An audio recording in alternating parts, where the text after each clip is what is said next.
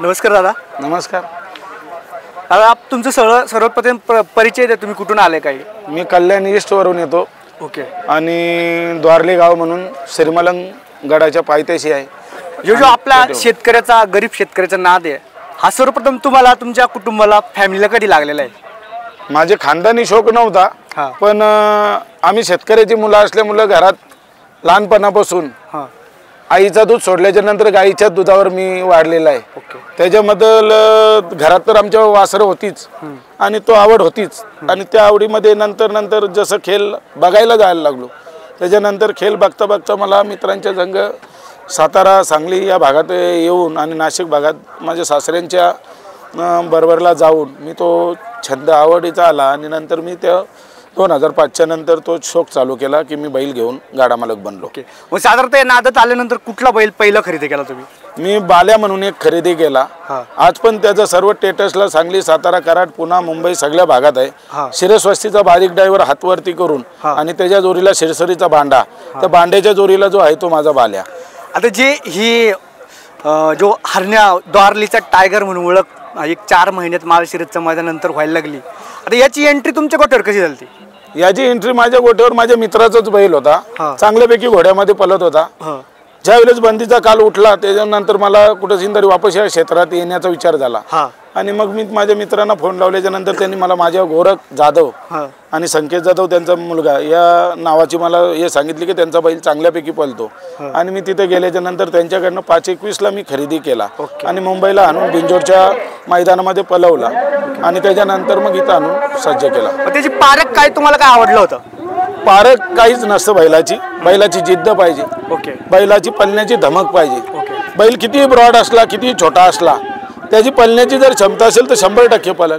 तुम्ही घेताना त्याची जी पळण्याची धमक, पारा त्याला अट्रॅक्ट झाला? हो, 100%. कारण त्याच गोष्टीवर तर आपण अट्रॅक्ट होणार. बाकी नुसतं शरीर सृष्टी आणि त्याचा देखणा स्वभाव बघून त्या गोष्टीला आपण सक्सेस नाही करू शकत. घेण्याच्या आधी कुठं पळालेला बघितला होता तो? घेण्याच्या आधी फक्त घोड्यामध्ये नाशिकला पळत होता, त्याच्यानंतर मी मुंबईला पळवला. आणि मग माझे मित्र बंडू नाना म्हणून सातारा वाड्याचे जे आहेत, मग त्यांच्या धोरणे मी साताऱ्यामध्ये पळवायचं. तुमच्याकडे आल्यानंतर तुम्ही सुरुवात कुठे बिंजोडला केली का? हो, पहिल्यांदा मी बिंजोडला केली. बिंजोडला चांगल्यापैकी पळायचा आणि मग त्याच्यानंतर मी साताऱ्यामध्ये पळवायचा विचार, साताऱ्यामध्ये पण चांगल्यापैकी पळाला. मग मी दोन्ही मैदाने अटेंड करायला लागलो. मग बिंजोड नंतर जे साताऱ्यात त्याचा पहिला गुलाल या चकडीत, तो कुठं होता? पहिला गुलाल तसं बघला तर माझा यालाच झालेला आहे, आपला माळशिरसला. जुना बैल पोला जो हिंदकेसरी मैदान होता, ती तशी 2 वेळा तेजाच्या जोडीला म्हणजे 2 नंबरचा मानकरी बनलो. नंतर वापस मी मोटरसायकलचा मानकरी बनलो देशमुख अण्णा पटाला, अशा भरपूर ठिकाणी. आणि महान भारत केसरीला मला 1 नंबरचा थारचा मानकरी. आणि त्याच्यानंतर आता तुम्ही बघितलं असेल की पुशेगावला 1000 गाडीमध्ये हिंदकेसरीचा 1 नंबरचा किताब दिला. हे जी पैरे होते तुमचं, पहिले तिकडं चिखलीचा तेजा, नंतर मी तुम्हाला मोरगावात दत्त भाऊ यांचा राजाबरोबर बघितलं, नंतर सरदार बापकीला बी राजाबरोबर बघितलं, परत तुमचा पारदादाला हरण्या राजा अशी गाडी पळाली, ती बी फायनलला होती, आणि चाकणला सुंदर बरोबर तात्यांचे. हे पैरे कसे होत गेले? पैरे बघा, मी कोणाचे असे म्हणजे बैलांना नावं ठेवून बैलांना बघून मी पैरे नाही केले. ज्या माणसाचा आवडीने मला माझ्या हरण्याच्या जोडीला पळवण्याचा विचार झाला, त्या माणसाला मी कुठेतरी नाराज करत नाही, मी त्यांच्या जोडीला पळवतो. आणि जी पण बैल मी घातली ती सर्व हरण्याच्या जोडीला सुंदर पळाली आणि कुठेशी तरी त्यांनी दोघांनी फायनल करण्याचा प्रयत्न केला, फायनल केली. त्याच्याबद्दल मी त्या बैलांचे बी आभार व्यक्त करतो ना माझ्या हरण्याचे बी आभार व्यक्त करतो. आता दादा, तुम्ही त्यांचे पण बैल घेतला, ते गोरख भाऊ जाधव, तर त्यांची प्रतिक्रिया तुम्ही किंवा तुमची भेट झाली का? एवढा मोठा बैल झाल्यानंतर महाराष्ट्रात 1 नंबरला आहे टॉपला, त्याला जेव्हाही आठवण येते तो 15 दिवसांनी, 10 दिवसांनी, महिन्यानी मला रोजचा तर कॉन्टॅक्ट मध्येच असतो. आज पण माझ्या घरी होता, मी सकाळी रात्री बैल घरून इकडे आलो, तो सकाळी आता निघून गेला. माझ्या घरचा एक तो सदस्य आहे, त्याला वाटतो तेव्हा त्याच्यासाठी आणि बैलही त्याच्या घरात त्याला वाटेल तेव्हासाठी.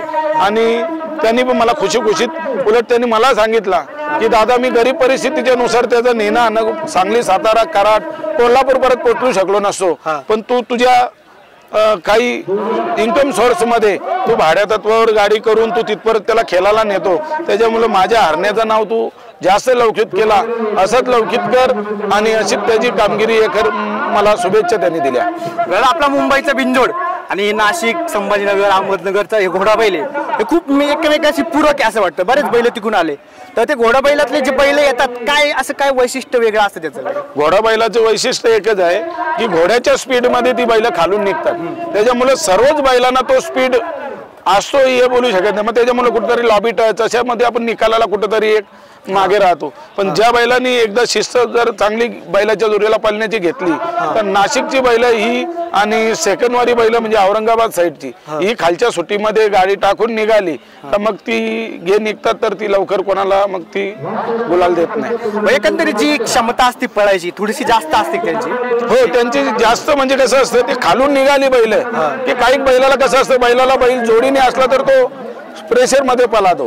काही बैलांना जर समोरचा निघून गेला का तो ऑटोमॅटिक तो थोडासा कमतरता पळतो, तर त्याच्यामध्ये एकदा गाडी गेली का गेलीच. मग त्याच्यामुळं बिंजोरचा शोक असो किंवा इथला साताऱ्याचा एकदा खालून गाडी निघली तर त्या गाडीला जरा थोडासा त्या मालकाला हे असतं की गाडी आपली. दादा जे पुसेगावचं जे हिंदकेसरी होती संत सेवागिरी महाराज, ही जी कृपा आहे फक्त काहीतरी 0% लोकांना मिळते. म्हणजे दरवर्षी 20 लोक असे 51 खूप कमी असतात. तर तुमचा नंबर लागला, तुमचं काय म्हणजे कसं वाटतंय तुम्हाला आयुष्यात? मी तुम्हाला बोललो ना, माझ्याजवळ बैल नसताना सुद्धा मी सेवागिरीचा भक्त आहे. मी सेवागिरीची यात्रा सेवागिरीच्या मंदिरात जाऊन मी दर्शन घेणार आहे. कुठेतरी त्यांनी माझ्या मुलाचं नाव रोशन व्हावा. माझा मुलगा हयात नाही, ऑफ झालेला आहे, तो कुठेशी तरी त्याचं नाव रोशन व्हावा आणि त्याची छत्रछाया माझ्या हरण्यावर दिली आणि हरण्याला तिथे 1 नंबरचा मान करण्यासाठी ताकद दिली. त्याच्याबद्दल मी सेवागिरी महाराजांना नतमस्तक होतो. काल जी लढत झाली अख्ख्या महाराष्ट्राने बघितली, एक प्रेक्षणीय 51 वर्ष होतं देसाई मैदानाचं, खूप अशी लढत झाली. मी तुमचा त्याच्यानंतर एक इंटरव्ह्यू बघितला, तर तुम्ही शर्यत जिंकून समोरचे सगळे एकदम खूप असं प्रेरणा घ्यावा असं बोललात. हे तुमच्या मनामध्ये दुसऱ्याच्या बैलाबद्दल बी इतकं प्रेम आहे, त्याचंच कुठेतरी हे काय सांगाल थोडंसं? 100% ना, आपण दुसऱ्याचा वावा करू तेव्हा आपला कोणतरी वावा करेल. आणि हे नंदी आहे ती शंकराचे नंदी आहेत, आईचे आणि गाईचे नंदी आहे ती. त्याच्यामुळं त्यांच्याबद्दल कोणाच्या वाईट बोलणे मला नाही शोभत. कुठेशी तरी ते पैऱ्यामध्ये कमतरता पडली असेल, यांना कोणती तरी याच्यात म्हणून त्यांची हार झाली.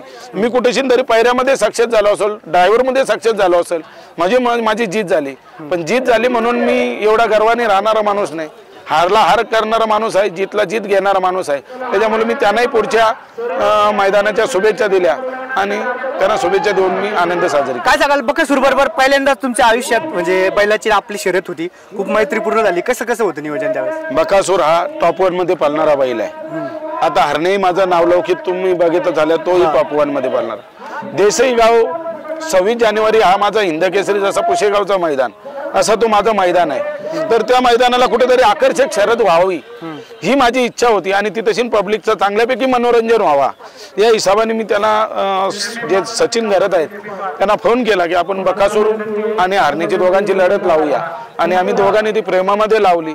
प्रेमामध्ये पब्लिकला एक आकर्षक शर्यत दाखवून दिली आणि आम्ही त्याच्यात आनंद घेतला.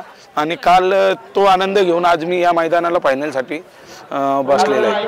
दादा हे तुमचं काय हे बोलणं एकदम मस्त आहे आणि खूप मेसेज भारी चाललाय. भविष्यात तुम्ही बकासूर बरोबर कधी पळण्याची शक्यता आहे का? म्हणजे असं जुळून येऊ शकतं का?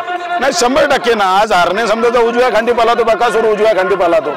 उद्या जर बकासूरची मालकाची इच्छा असेल डाव्या सांधीने त्याला पळवण्याची, तर तो चांगल्यापैकी पळाला, हरण्या डावी सांधी चांगल्यापैकी पळाला, तर आम्ही 100% पायरा करू ना. कारण एक शर्यत म्हणजे काय एक लढाई नाही, शर्यत म्हणजे एक मैत्रीपूर्वक शर्यत एक खेळ आहे. तर आम्ही त्या खेळाच्या हिशोबाने खेळ ठेवून आम्ही 100% खेळ करू. शेवटचा एक काल एक आपलं तुमचे मित्र आहे सगळ्यांना माहिती आहे, राहुलदादा पाटील असतील, इकडे रणजित सर असेल, या दोघांनी एक मिळून आहे ना काल बिनजोड क्षेत्रात एकत्र पळून एकत्र नंतर मुलाखत दिली. एक खूप दिवसाने असं वातावरण बघायला भेटलं खूप तरी. आणि तुम्ही पण कुठला बैल हारला एकदम पॉझिटिव्ह बोलले. हे कुठेतरी एक नवीन पर्व चालू झाले बिनजोड क्षेत्रात. कारण क्षेत्र हे खूप पहिले वैमनस्य असं ओळखलं जायचं किंवा घाटातले लोक म्हणायचे की नको जायला, पण आता हे नवीन पर्व चालू झाले. थोडंसं काय सांगाल? दोघं तिघ मंडळी खूप काम करतायत. 100% या तुम्ही आमच्या बिंजोरच्या खेळाचा आनंद घ्या. जसं आम्ही इथेशी येतो आणि तुमच्या घाटावरच्या खेळाचा आनंद घेतो असा आनंद घ्या. आणि याच पद्धतीत जर आपण खेळ खेळलो तर आपल्या नंतरची येणारी पिढी ती अशीच खेळेल आणि कुठेशी तरी चांगल्यापैकी त्या खेळाचा दर्जा हा देश पातळीवर पण जाण्यासाठी कमी येणार नाही. तर त्याच्यामुळं ह्याच निंबाळकर सरांचा, राहुल पाटलांचा आणि काही लोकांनी जशा बिंजोरच्या शर्यती प्रेमाच्या केल्या यांचा आदर्श घ्यावा आणि या खेळाची उच्चता केंद्रापर्यंत पोचवावी.